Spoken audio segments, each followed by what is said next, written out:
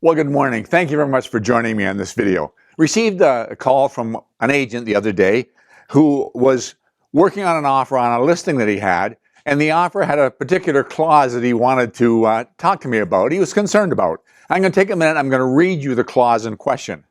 It said, "The buyer shall have the right at any time prior to closing to assign the within offer to any person, persons, or corporation, either existing or to be incorporated, and upon delivery to the seller of notice of the said assignment, together with the assignee's commitment in favor of the seller to be bound hereby as the buyer herein before named shall stand released from all further liability hereunder."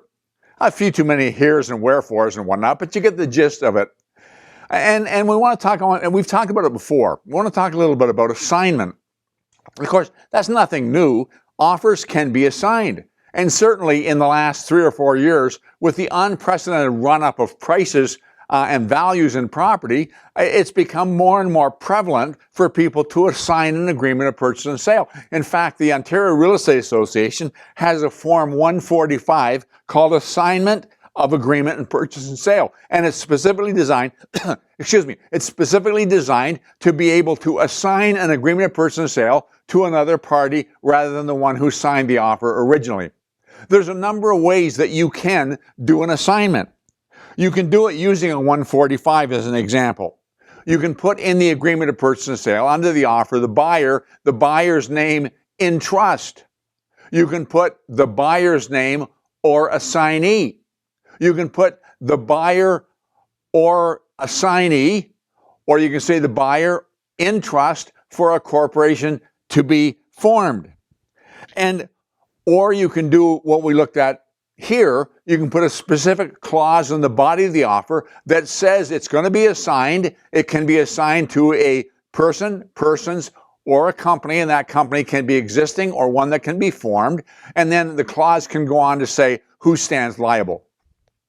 All these ways are ways you're going to sign an agreement of purchase and sale. The question isn't, can it be assigned? It absolutely can be assigned. The question really that's critical, and you got to ask yourself, is when the dust settles, who's liable for the fulfillment of the contract?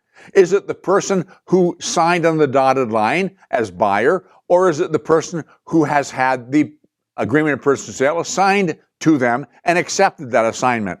And it makes a big difference, because if something crops up and the deal goes south, doesn't close, and the seller has to take legal action, then it becomes very, very important as to who is actually on the hook.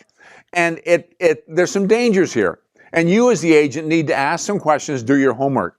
So all these things are different. If the seller had no part in the assignment, if you use a 145 and the buyer just assigns it to a third party, probably makes a lift, makes some profit, and assigns it to somebody else. The seller never consented to it. The seller never agreed to it. It wasn't mentioned in the original agreement of purchase and sale. Then the original buyer is on the hook.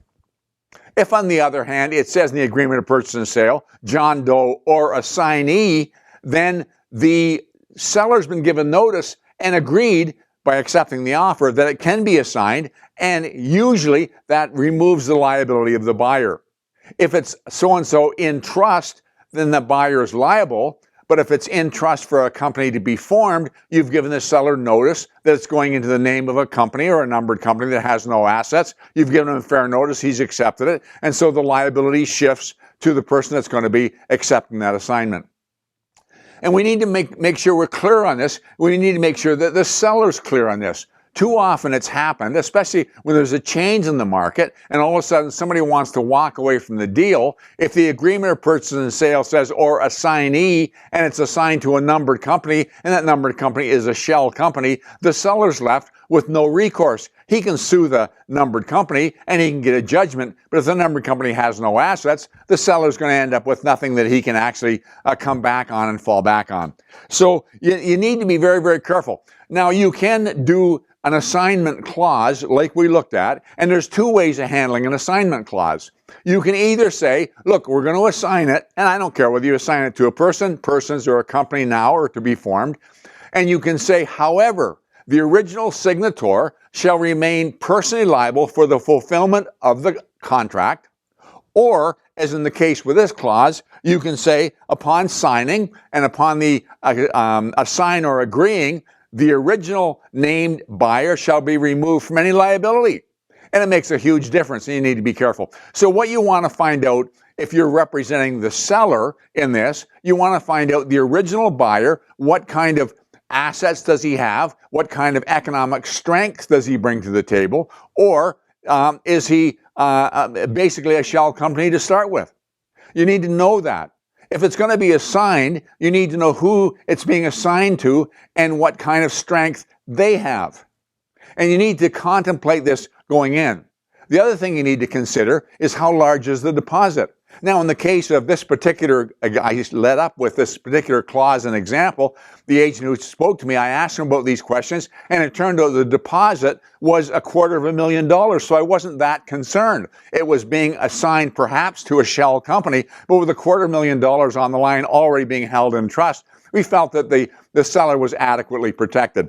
But you want to make sure you ask the questions, you want to make sure you do your homework, and if something crops up later where the new buyer doesn't fulfill the agreement and somehow the original buyer is off the hook, you want to make sure that the seller went into it with his eyes open, you discussed this, you knew the ramifications, and you asked the questions accordingly. I hope that makes sense. A lot of times, 99 times out of 100, it won't come up. But the odd time where a deal isn't going to close, and we've seen this happen with a shift in the marketplace, it becomes very, very important when there's an assignment involved. I want to thank you very much for taking the time to watch this video. I'll talk to you again very shortly.